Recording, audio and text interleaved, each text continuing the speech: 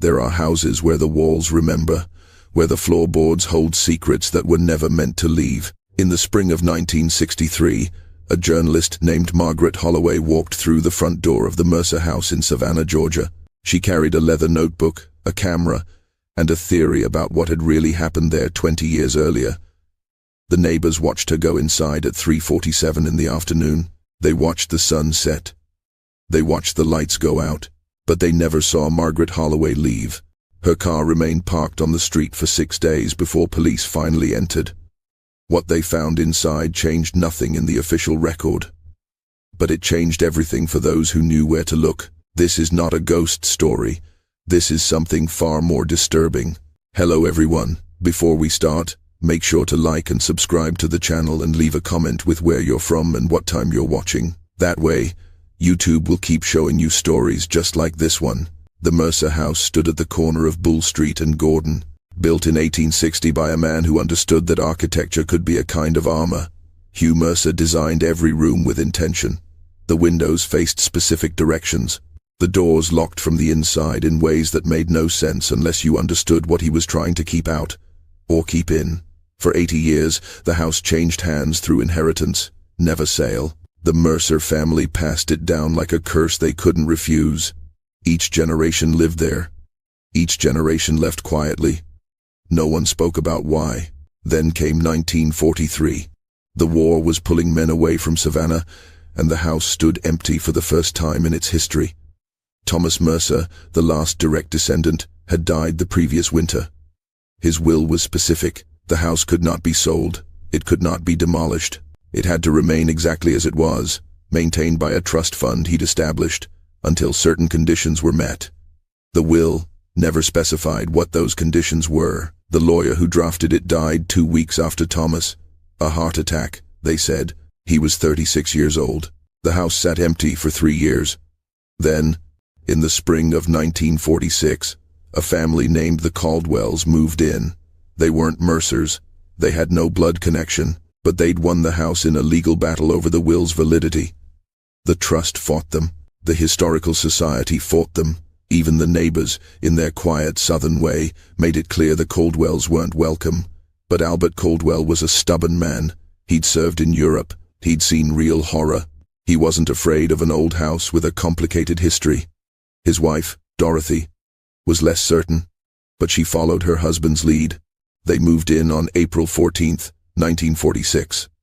Their daughter, Susan, was 7 years old. 6 months later, Susan Caldwell stopped speaking. The doctors called it selective mutism brought on by trauma.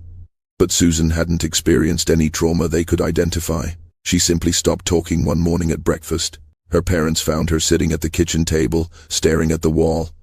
When they asked what was wrong, she turned to look at them with eyes that seemed to see something they couldn't. She never spoke again. Not a word. Not a sound. For the next 43 years. The Caldwells lasted 18 months in the Mercer House. They never publicly explained why they left. Albert told the movers to be quick. Dorothy supervised with the kind of rigid control that comes from barely holding yourself together. Susan, now 9 years old and still silent, carried a single item from her room, a stuffed rabbit that she'd owned since infancy. She left everything else behind. The dolls, the books, the carefully arranged furniture that Dorothy had chosen to make the room feel safe.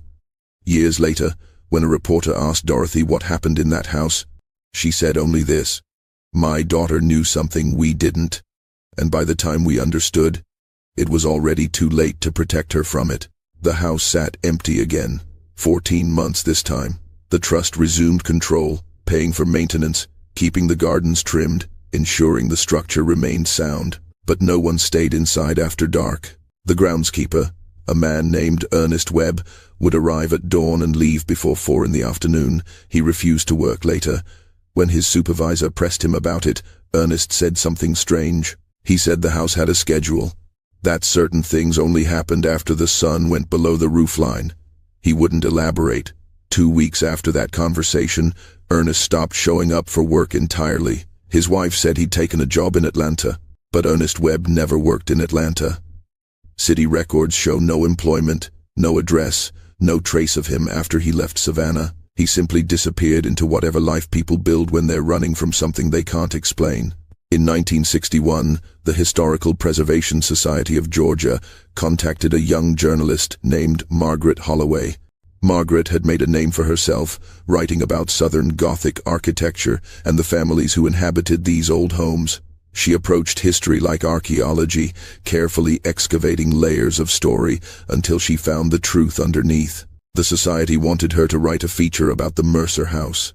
They were trying to secure landmark status, and they needed positive press to counter the rumors that had accumulated around the property. Margaret accepted the assignment, but she had her own reasons for saying yes. Margaret's grandmother had worked as a housemaid for the Mercer family in the 1890s. She'd been young then, only 16, and she'd lasted 3 weeks before quitting without explanation. Margaret had discovered her grandmother's diary the previous year, after the funeral. In it, she'd written about the house, about sounds that came from rooms that should have been empty, about doors that locked themselves from the inside, about a presence that moved through the halls with intention and intelligence. The final entry was dated October 9th, 1894. It read, "I cannot return to that house. Mr. Mercer says I am hysterical. Perhaps I am, but I know what I heard coming from the 3rd floor, and I know it was not wind. It was not the house settling. It was something that has learned to sound almost human." Almost. Margaret Holloway spent 2 months preparing before she ever set foot inside the Mercer House. She requested blueprints from the city archives. She interviewed former residents, though most refused to speak on record. She compiled newspaper clippings dating back to 1872. What she found was a pattern, not of violence exactly, but of silence. Families moved in, families moved out, and in between, nothing. No parties, no social events, no complaints to the police, just these long stretches of quiet habitation followed by sudden, unexplained departures. The average stay was 14 months. No family ever made it past 2 years. She found something else in those archives, something the Historical Society hadn't mentioned. In 1909, a fire had started on the 3rd floor of the Mercer House. The fire department responded within minutes. But when they arrived, the fire had already extinguished itself. The room was cold. The windows were closed. There was no source of water, no explanation for how the flames had died. The fire chief's report noted extensive burn damage to the floor and walls. But he also noted something peculiar. The damage formed a pattern, a circle, roughly 8 feet in diameter, perfectly centered in the room, and inside that circle, the floorboards were untouched, completely pristine, as if the fire had deliberately burned around something, or someone. Margaret wrote to the trust that managed the property. She requested permission to spend 24 hours inside the house, alone, documenting its architecture and history. She framed it as essential research for the article. The trust denied her request. Too dangerous, they said. The house had been unoccupied for too long. There were concerns about structural integrity. Margaret wrote back. She had experience with old buildings. She understood the risks. She would sign any waiver they required. The trust denied her again. This time, they didn't offer a reason. So Margaret did what any good journalist would do. She found another way in. Through public records, she discovered that Ernest Webb, the groundskeeper who disappeared, had kept a key. His wife still lived in Savannah. Margaret visited her in early March of 1963. Mrs. Webb was hesitant at first, but Margaret showed her the diary. Her grandmother's words from 69 years earlier. Mrs. Webb read it slowly. When she finished, she looked up at Margaret with something like recognition. She said, "Ernest had dreams about that house for months after he stopped working there. He'd wake up talking about the 3rd floor, about something he'd seen through the window one afternoon. He never told me what it was. But after those dreams started, he couldn't stay in Savannah anymore. He said the house knew where we lived." Then she went to a kitchen drawer and retrieved a brass key. She placed it in Margaret's hand and closed her fingers around it. "If you're going in there," she said, "go during the day, and don't stay past sunset. Whatever you're looking for, it's not worth being there after dark." Margaret Holloway entered the Mercer House on April 23, 1963, at 3:47 in the afternoon. A neighbor, Mrs. Catherine Bellamy noted the time because she'd been watching from her window across the street. She'd lived in that house for 32 years. She'd watched families come and go from the Mercer House. She'd learned to pay attention. Later, she would tell police that Margaret had paused at the front door, that she'd stood there for nearly a minute with her hand on the brass handle before finally turning it, that she'd looked back once at the street, as if memorizing what the world looked like from the outside. Inside, Margaret found a house frozen in time. The Caldwells had left furniture behind. The trust had maintained everything exactly as it was. Sheets covered the sofas in the parlor. The dining room table was set for 3, as if the family had simply stepped away mid-meal and never returned. In the kitchen, Margaret found a calendar still turned to November 1947. Someone had circled the 16th. No notation, just the circle, drawn in red ink. Margaret photographed it. She photographed everything. The grand staircase, the library with its walls of books that no one had read in 16 years, the second-floor bedrooms with their carefully made beds. She found Susan Caldwell's room at the end of the hall. The door was closed but unlocked. Inside, everything remained as a 9-year-old girl had left it. Dolls arranged on shelves, a small desk with crayons scattered across the surface, and on the wall above the bed, a drawing. Margaret stepped closer. It was crude, the way children's drawings are. Stick figures, a house, but something about it made Margaret's skin tighten. The house in the drawing had a 3rd floor, and in the 3rd floor window, Susan had drawn a face. Not a stick figure, a detailed, carefully rendered face with hollow eyes and a mouth open in an expression that could have been screaming or laughing. Margaret couldn't tell which. Beneath the drawing in a child's uneven handwriting were 3 words. She sees me. Margaret checked her watch. 4:32. She had maybe 3 hours of good daylight left. Mrs. Webb's warning echoed in her mind. Don't stay past sunset. But Margaret hadn't come this far to leave without seeing the 3rd floor. She'd read about the fire, about the circle of undamaged floorboards, about the window Ernest Webb had looked through. Whatever story this house was hiding, it was up there. She stood at the base of the stairs leading to the 3rd floor. The air felt different here. Colder, dense in a way that made breathing feel deliberate. She put her hand on the railing. The wood was smooth, too smooth, as if countless hands had gripped it in exactly the same spot over decades. She climbed. The 3rd floor consisted of a single hallway with 4 doors. 3 were open, 1 was closed. Margaret photographed the hallway first. Her camera was a Leica M3, reliable and precise. She'd taken hundreds of photographs that afternoon, documenting every room, every detail.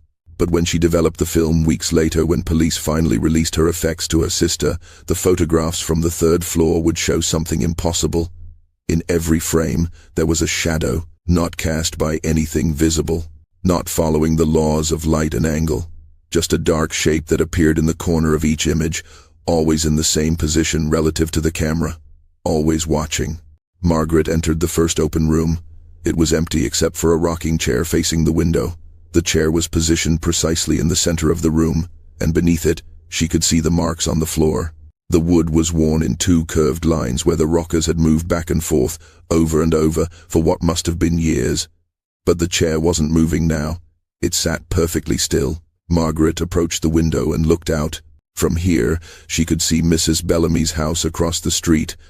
She could see her own car parked at the curb. She could see the angle Ernest Webb would have had when he looked up that afternoon and saw whatever it was that made him leave Savannah forever. The second room was smaller, a servant's quarters perhaps. There was a bed frame without a mattress and a small table. On the table sat a water glass, still half full. Margaret touched it. The water was ice cold. Impossible, she thought. The house had no electricity, no running water. The utilities had been shut off for years. She lifted the glass and saw underneath it a ring stained into the wood. An old stain, decades old. Someone had placed a glass of water in this exact spot so many times that it had become permanent. She set it back down, matching the ring precisely. The 3rd room held the fire damage. The circle was still visible on the floor, just as the fire chief had described in 1909, 54 years later, and the burn marks remained dark and clear. Margaret knelt at the edge of the circle and ran her fingers along the boundary. The transition was absolute: charred wood on one side, untouched floor on the other, no gradation, no fading. As if the fire had recognized a border it could not cross. She took out her notebook and began to sketch the pattern. And that's when she noticed the scratches, deep gouges in the untouched floorboards inside the circle. They formed words. She had to lie flat on the floor to read them in the fading light. It was not a fire. It was a door. If you're still watching, you're already braver than most. Tell us in the comments, what would you have done if this was your bloodline? Margaret Holloway checked her watch. 5:51. The sun was low. She could feel the light changing, becoming angular and thin. She had perhaps 20 minutes before sunset. The closed door waited at the end of the hall. She'd saved it for last, though she couldn't explain why. Some instinct told her that once she opened that door, something would change. The house would know she'd seen everything, and houses like this, houses that remember, they don't forget who opens their doors. She stood outside the room for a long time, long enough that the light shifted perceptibly, long enough that the shadows in the hallway deepened and spread. Her hand was on the doorknob when she heard it, a sound from downstairs, soft, rhythmic, the creak of wood under pressure, back and forth, the rocking chair, the one she'd seen in the first room, the one that had been perfectly still. It was moving now. She could hear it clearly in the silence of the house. And then, underneath that sound, something else. Breathing. Slow and deliberate. The kind of breathing that comes from effort, from concentration, from waiting. Margaret turned the doorknob. The door opened easily, as if it had been expecting her. The room beyond was dark, darker than it should have been, with the windows she could see from outside. She stepped across the threshold, and the temperature dropped so severely that her breath came out in visible clouds. Her camera hung around her neck. She raised it and looked through the viewfinder, using it like a shield between herself and whatever occupied this space. Through the lens, she could see more clearly. The room wasn't empty. There was furniture, a bed, a dresser, a mirror on the wall. And in the mirror, Margaret lowered the camera. She turned to look at what the mirror was reflecting, but there was nothing behind her, just the open doorway and the hall beyond. She looked back at the mirror. The reflection showed something different. It showed the room as it had been, fully furnished, lived in. And standing in the doorway of that reflected room was a figure, a woman in a long dress from another era. Her face was turned away, but Margaret could see her shoulders, could see the way she stood with absolute stillness, could see that she was looking at something in the reflection that Margaret couldn't see, looking at where Margaret was standing. The breathing sound grew louder. Margaret realized it wasn't coming from downstairs anymore. It was coming from inside the room with her. From the corner she couldn't quite see, from the space between the furniture and the wall where the shadows had grown thick enough to have weight. She raised her camera again and took a photograph. The flash filled the room with light for a fraction of a second, and in that brief illumination, Margaret saw what Hugh Mercer had built this house to contain, what every family since had lived above, unknowing, what Susan Caldwell had finally seen clearly enough to stop speaking forever. The flash faded, the darkness returned, and Margaret Holloway understood that some doors, once opened, cannot be closed again. When police entered the Mercer House 6 days later, they found Margaret Holloway's car still parked on the street. The key Ernest Webb's wife had given her was still in the front door lock, turned but not removed. Her leather bag sat in the entrance hall, its contents carefully arranged. Her notebook was open to the last page she'd written. The entry was dated April 23rd, 1963, and timed at 6:04 in the evening, just after sunset. It read, "I understand now why the families leave, why Susan stopped speaking, why my grandmother ran. It's not that the house is haunted, it's that the house is a container, and what it contains has been here since before Hugh Mercer laid the first stone. He didn't build a home, he built a prison. And the third floor isn't the top of the house, it's the lid." Margaret's camera was found in the third-floor room with the closed door. The door was open now. The camera sat on the floor, positioned as if she'd set it down carefully. When police developed the film, most of the photographs showed exactly what they expected: empty rooms, dusty furniture, architectural details. But the final photograph, the one taken with the flash in that last room, showed only darkness, Not the darkness of underexposure or a malfunction, a darkness that seemed to exist in front of the lens rather than behind it, as if the camera had photographed something that absorbed light rather than reflected it. The police photographer who processed the film quit his job 3 days later. He wouldn't say why, but those who saw him afterward said he'd developed a habit of leaving lights on in every room of his house, even during the day, especially during the day. Margaret Holloway was never found, not in the house, not in Savannah, not anywhere. Her family hired private investigators. The police conducted multiple searches. They brought dogs. They checked hospitals and morgues across 3 states. She had simply vanished as completely as if she'd never existed. Except for one detail that Mrs. Bellamy reported and the police initially dismissed. She said that on the evening of April 23rd, at approximately 6:17, she'd seen movement in the 3rd-floor window of the Mercer House, a figure standing there, looking out. But the figure didn't move like a person. It moved like someone learning how to move, practicing, getting the gestures right.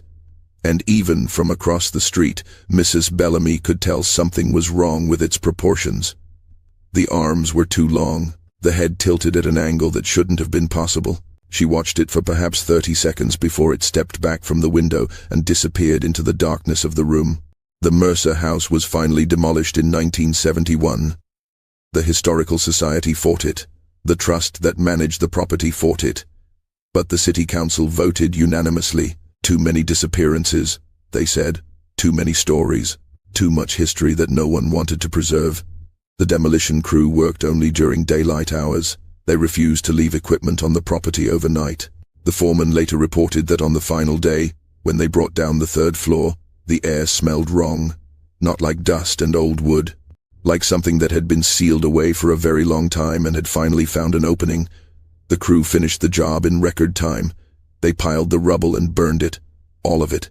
The wood, the fixtures, even the stones from the foundation. They burned it until nothing remained but ash, and then they buried the ash 12 feet deep and paved over it with concrete. There's a parking lot there now. People use it every day without thinking about what lies beneath, but sometimes, late in the evening, when the sun is setting and the light hits the pavement at a certain angle, drivers report seeing a shadow near the back corner of the lot. A shadow that doesn't match any object. A shadow that seems to be standing rather than lying flat. And if you're there at exactly 6:17 in the evening, the same time Mrs. Bellamy saw the figure in the window, you might notice something else. The shadow breathes. Slowly. Deliberately. The way something does when it's been waiting a very long time and has finally learned patience. Margaret Holloway's notebook was donated to the Georgia Historical Society by her sister. It remains in their archives, available to researchers by appointment. But very few people request it. And those who do rarely stay long enough to read past that final entry, because there's one more line, written below her observation about the house being a prison. It's in different handwriting. Shakier. Written quickly, perhaps in darkness. It says, if you're reading this, don't look up from the page. It's standing behind you now. It's been standing there since you started reading, and it's learning.